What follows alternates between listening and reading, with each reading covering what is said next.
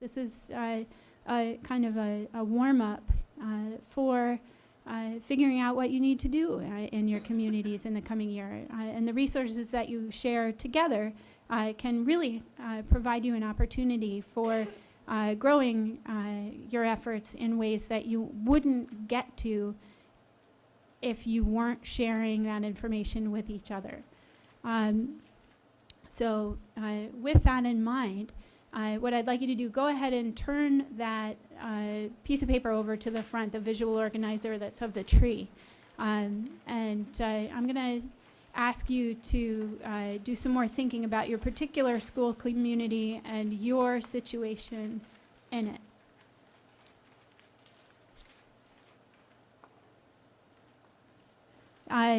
First of all, what we're going to be doing is setting some goals, a couple of different goals. One is going to be a reach, something that, if you really stretched yourself and stretched your school community in the coming year or two, what would you like to see either well underway or complete successfully? So what's something that is an ambitious get for you? That's what I'd like you to put in the tree trunk where it says goals.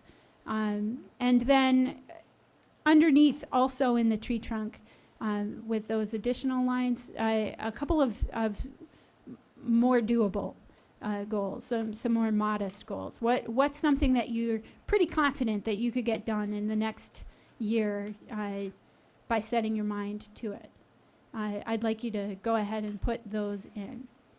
So just to repeat, one sort of ambitious big goal, and what's one that you're pretty confident that you can do. Down the wavy lines that are near the roots, what I'd like you to do there is list several of the interim steps that you personally would need to take in order to set that ambitious goal in motion. Okay, what are some next steps that you need to make sure get done in order to approach this issue?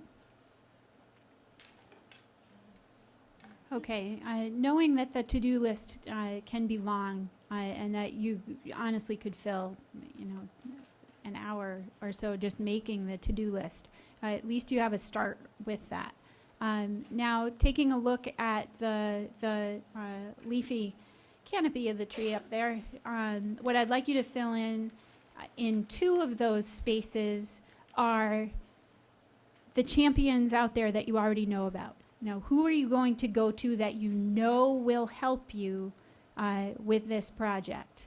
Who, you may not know they'll say yes, but if you could, guarantee that yes, who would you want on your team to be working with you on this?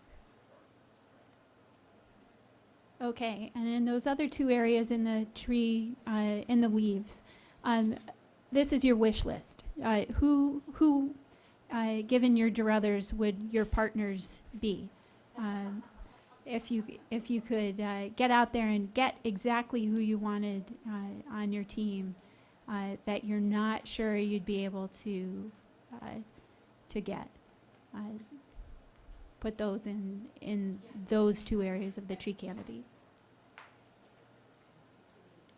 Okay, now any healthy tree or any healthy project needs some resources. And that's what the sun, the water, and the soil represent there. Jot down several of the resources you need that you don't have in order to get this project rolling. Okay, and this is the part that I've been looking forward to. Are there a couple of volunteers out there that would be willing to describe the basics of what project they have in mind, even if it's relatively unformed? And then what I'd like the group to help each other with is to be able to suggest partners for that project in terms of what they're seeking to do. Anyone out there willing to describe their idea? Even if it's general, even if it's not well formed yet, but okay. I'd like to go through and identify and maybe make connections with artists that are already working with sustainability in mind, that that's one of their basis of what they create their artwork surrounding, to bring more awareness to the issues that are at hand. So I need to know who they are, what they do, and then we can bring it into and use them as examples with the classroom, and if it's somebody local, maybe even have them come in. One of the resources that I think of is Circus for a Small Planet. They do performance art. Circus for a Small Planet, they're based out of maybe Middletown area. I'd also tap C.J. May, the resourcerer that was spoken of earlier, for that. He's got really interesting connections. Circus for a Small Planet. Has anybody seen them perform? They do some really cool stuff. Ecology-based performance art. Anybody else have anybody they can think of that somebody might look for in? Joel? Can I talk without a microphone? Is that okay? Yeah, you yell, I'll Okay. repeat. There's an organization in New Haven called Art Space that's hosted a bunch of exhibits over the last couple of years related to urban gardening and related to impacts of climate change locally and related to colony collapse disorder among bees. So I know they have a strong sustainability orientation. So Art Space, and that's Hartford, yes? In New Haven. New Haven, sorry. There's also one in Hartford.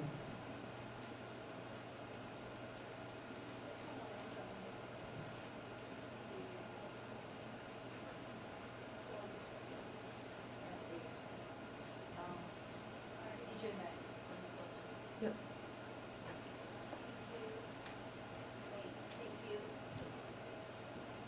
If you need contact to him, I can get you contact to him. So, and one of the things that this makes me think of is, you know, gee, if I was thinking about this project, how would I go about finding out people that I don't know? And my first choice is ask my friends. Ask everybody. You never know. It's like your garbage man might know this information. Gee, who knew? You know, you just don't know where your resources are going to be hiding, or who's got a relative, or who does that, and you just never talked about that to that person. What their other lives involve. So ask. Just open your mouth and start talking, and, you know, incredible things start walking your way. So we have a couple of fairly large stands of hemlock that have been just decimated by the woolly adelgid. And I'm interested in setting up a longitudinal successional study in our hemlock stands. Who are your resources that? Well, our groundskeeper is a forester, and my co-teacher is a forester, and we have contacts at Yale School of Forestry. And then there's the URI, Urban Resource Initiative.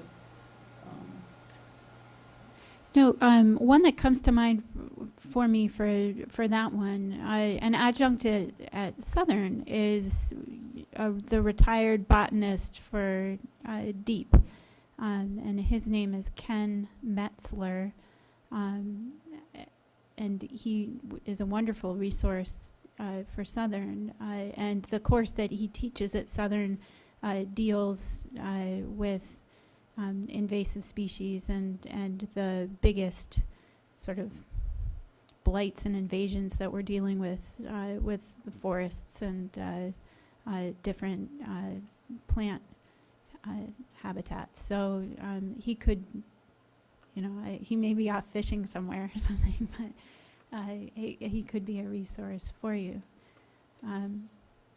Conservation districts, which are basically sort of county-wide. And again, asking around, hey, I'm interested in, who knows someone? Or give me some ideas. And that's always my first choice for whatever project any of you put down there. You've got people that you know, your friends or your circle have people that they know. Put that out into the world and oh my God, that list is endless. And you're gonna find treasures someplace in that pile of people. A longitudinal study, I think, is a really interesting way to make a project extend just beyond a one and done project that you're doing in a class. And you can look at a certain spot over time or a certain activity over time and have your students be involved with cataloging it to catalog that change. And it does give them a linkage to the fact that they're a part of something that's bigger than just their short-term involvement with it. And that's a nice framework for creating that longer time span, even if they're only going to be working on it for, a couple of hours or a couple of weeks. But thanks for the reminder. Now, I can sort of see that, it's time to wrap things up. I think you've put in a long day, and there's still a lot to be done over time, but hopefully this activity has crystallized for you a little bit of the footwork that can go into figuring out a project that can be involved in a partnership and what you need from your partners. There's more to be done in terms of identifying who your partners are going to be, but I think that's work for a different day. One thing that I would like you, before you sort of close the book on the day, is to take just a moment to think about what the most important takeaway is for you today. What's the most important thing you learned? Just so that you have that notation to yourself several months from now, when you go back and finally find this in a drawer and say, oh yeah, that's what I was doing that day.